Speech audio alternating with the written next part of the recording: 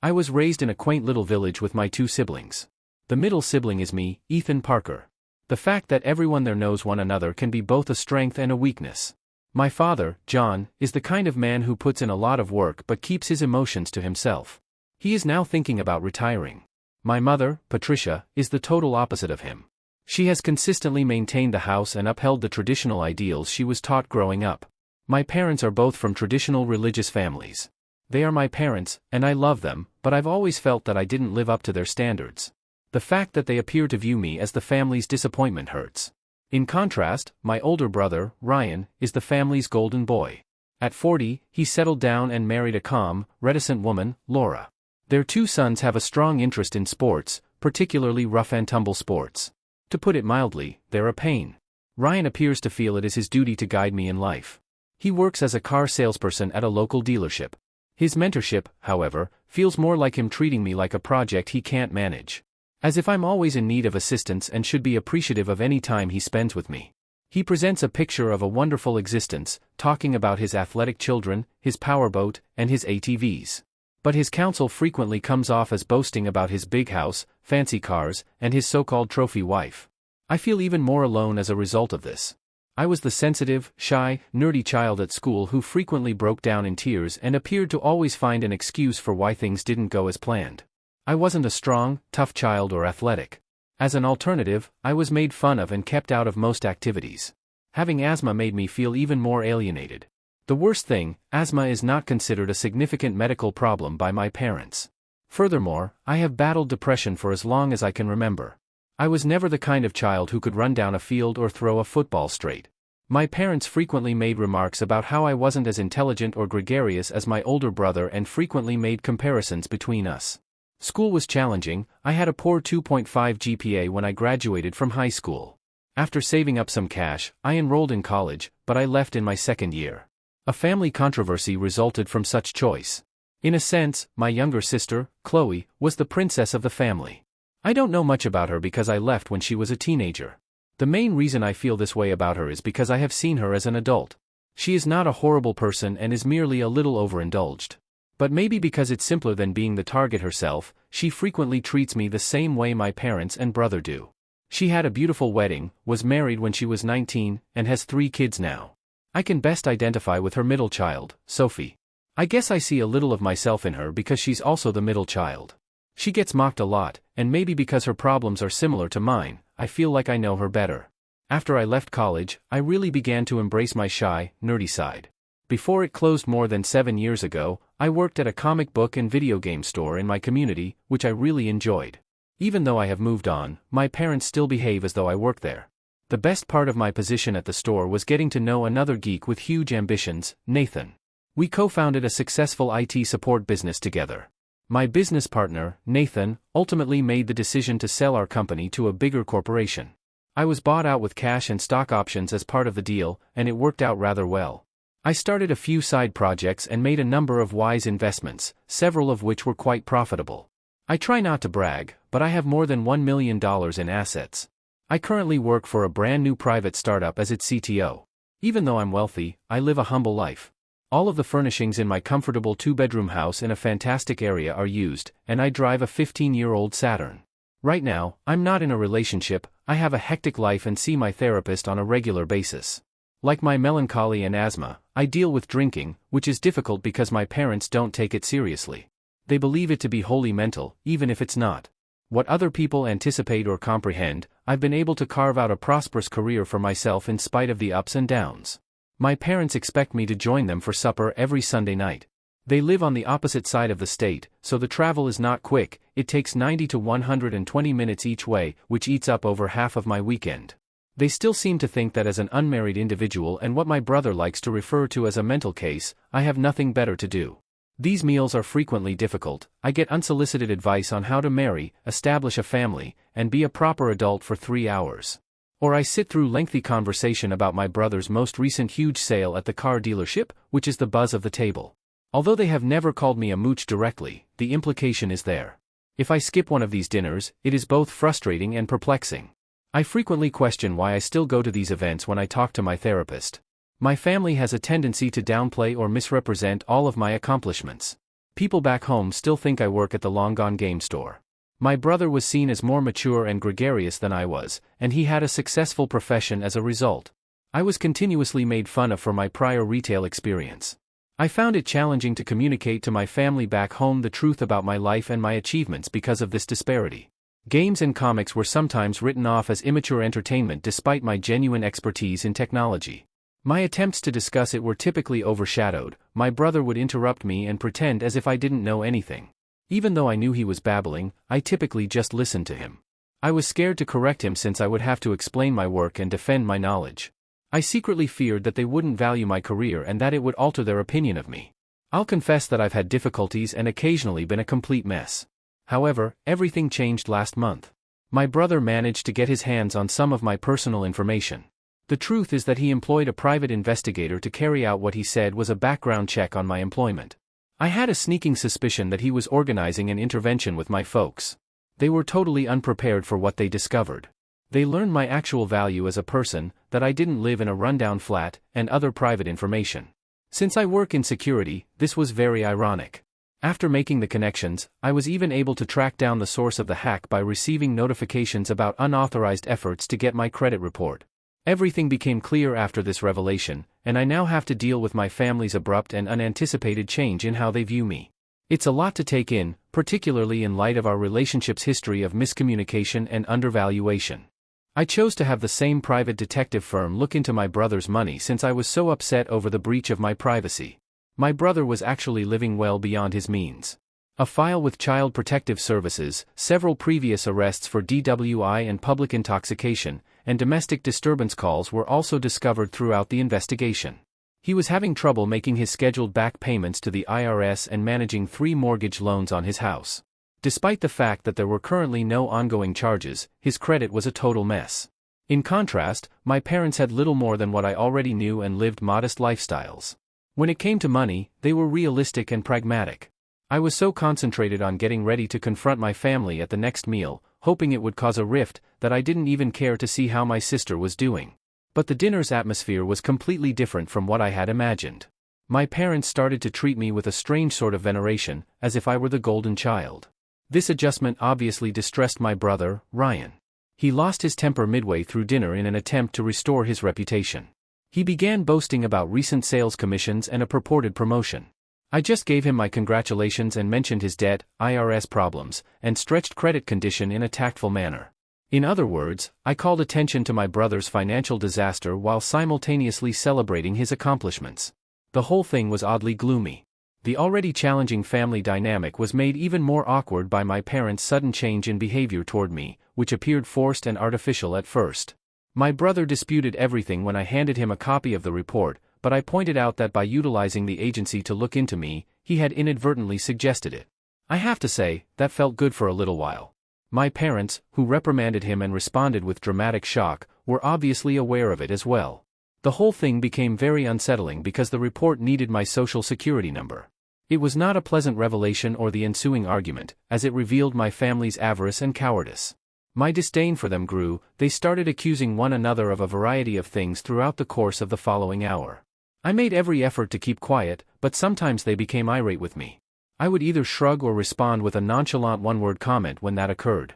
My sister's husband, my brother's wife, Laura, and their 5 kids looked on in shock as our family disintegrated like never before. Our meetings were typically routine and uninteresting. My sister, Chloe, would give updates whenever she could. My brother and his wife would boast about their lives, my mom would strike up a conversation, and my dad would complain in response. This collapse had never occurred during one of our family dinners. It was a tumultuous meal, to say the least, as long-simmering, deeply ingrained issues exploded into the open. The customary subtle jabs about how I should look up to my brother and be a real man were replaced by astonished quiet. I got into a heated disagreement with my dad, brother, and myself. They dug up every relic of family strife from the previous 30 years and argued over who was responsible for everything. It was like watching an unruly drama play out in real time. All of my negative thoughts about my family seemed to be validated during such instances. In all honesty, I felt terrible, even though you might have expected me to feel some sort of justice or triumph. I became aware of my poor handling of the situation, although I was well aware of these flaws. What had I meant to accomplish by making my brother's wrongdoings public? His children now know about his tumultuous history, which I had not wanted them to. When my brother yelled at me in a fit of wrath, the situation reached a breaking point. His harsh statements, such as, "You should have never been born," were stunning. But what really stuck out was my parents' desperate attempts to calm him down, a degree of desperation I had never witnessed before. He accused me of being the cause of all the family's problems. They made an effort to intervene, but they never really admitted or accepted responsibility for the way they had treated me throughout the years. I was both very saddened and vindicated. It served as a harsh and obvious reminder of the underlying problems in our family's dynamics. My parents accused me of something else until I could take it no more. They implied that I could have helped but decided not to, claiming that I was refusing to help a sick niece or nephew. I had no knowledge of such a circumstance, no one had ever told me about this issue or reached out to me for help. I suspected they were making things up as they went along, but I didn't challenge it. "I thought you believed I was still working at the comic book shop," I reminded them instead. They never seemed to understand that the store had closed in 2011, even though I had reminded them several times.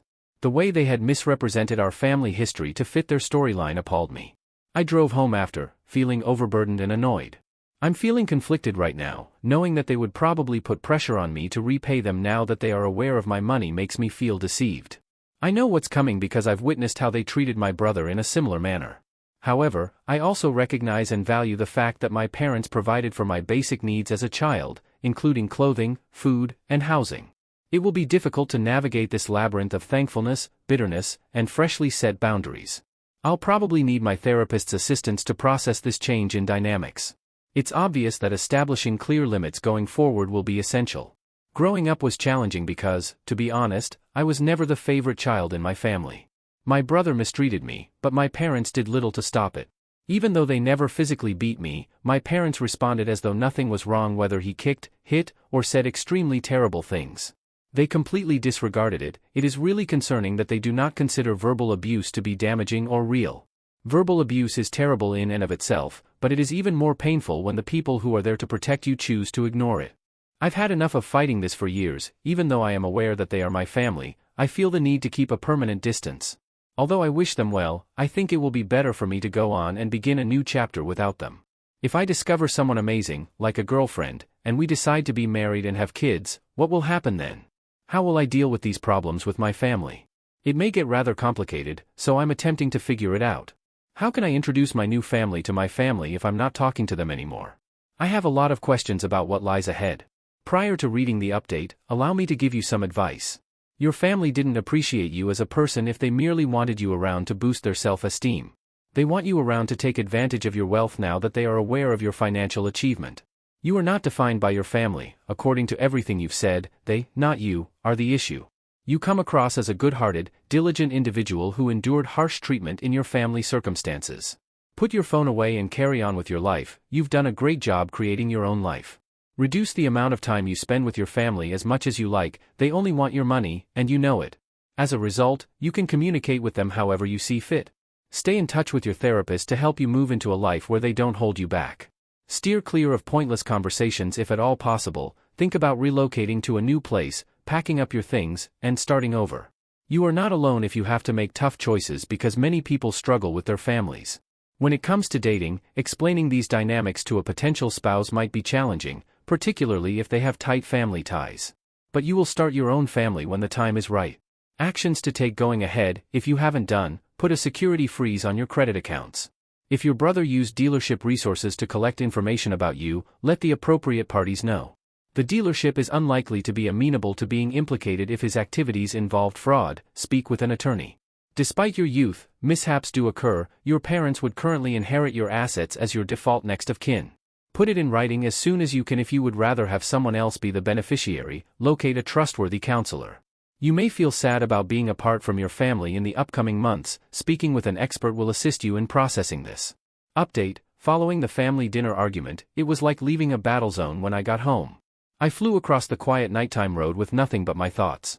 I knew that something needed to change as soon as I pulled into my driveway. If I didn't want to go insane, I had to quit those family dinners.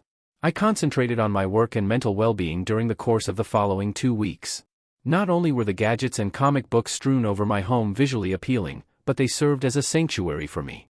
In order to figure out how to separate from my family without totally alienating them, I stepped up my therapy appointments during this period.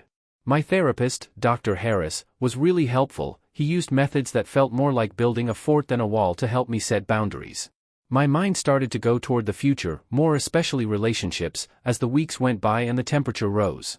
I began to think that meeting someone amazing was not just possible but likely after spending time by myself and without a partner.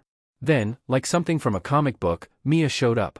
Mia and I met at a technology conference. Her cybersecurity talk captivated me, not just because of the topic but also because of her charisma. She was smart and grounded, understood me, and had a love-centered view of families that was restrained by firm boundaries. As Mia's situation worsened, the unsaid problem was how to introduce her to my family circus. We discussed how to deal with it over numerous pizza-eating evenings. We made the decision to have short, visible, and casual family get-togethers. Everything changed when Mia even offered to help me. Our initial interactions were straightforward coffee dates. I reintroduced myself to family gatherings while Mia was around. Naturally, the first few times were really uncomfortable. My parents were too polite and wary, as though I may vanish at any moment. In contrast, my brother looked to be attempting to express a lot but was having trouble finding the perfect words. But my sister, Chloe, and her kids were a pleasant diversion. My sister's middle child, Sophie, who looked a lot like me, was instantly won over by Mia. We became accustomed to these coffee dates, which were like short forays into family territory, a brief coming and going. I was able to reconnect without becoming entangled in the chaos, thanks to this strategy. Unexpectedly, it started to function. My family adjusted to the arrangement over time. Maybe they understood that this was the only way they could continue to have me in their life. They began to be mindful of my limits. As things got better, I started to consider the long term more. What might the future hold for us together with Mia? I envisioned building a solid family foundation based on respect and caring for one another, rather than obligation and guilt. I knew there would be difficulties. Of course. Mia and I talked about the prospect of living together one summer evening when we were walking by the lake. I was struck by how far I had come, from feeling abandoned by my family to being able to stand on my own with a better sense of who I was. It seemed like day and night. I have a cautious sense of optimism for the future. I feel prepared, even though I know the road ahead may be rough with possible potholes the size of craters. Setting limits with my family after Mia was more than simply a matter of protecting myself. It was about making room for new connections and a fulfilling future for myself. The infamous Sunday meals are still planned, but they now take place according to my preferences. I go occasionally and don't go other times. I bring Mia along to family dinners, and we discuss any issues that arise. Even though there has been a lot of improvement, there are still issues. The secret is finding that balance, keeping things harmonious without becoming overpowered. Hi, everyone, I'm still learning how to share stuff online, so please be patient with me. I want to tell you everything that's going on in my life at the moment. Let's start by introducing the main characters. I am the storyteller, Ethan. Lily is our daughter, Noah is our son, and Sarah is my soon-to-be ex-wife. We are currently going through a challenging separation that is quickly turning into a very acrimonious divorce. The main reason Sarah and I are divorcing is that she accepted her bisexuality earlier this year. She expressed her desire for our marriage to be open to me directly. I was not at all comfortable with that notion. When I learned that Sarah had slept with my coworker, who is also one of my closest friends, the situation got even worse. That must have been terrible and awkward. It seemed like a betrayal from both my household and my place of employment. As a police officer, we were unable to stay together after that. I took a break to think things out. Sarah did everything she could to keep us together at first. But when it became apparent that I was adamant about not opening our marriage despite her reasons and entreaties, things took a nasty turn.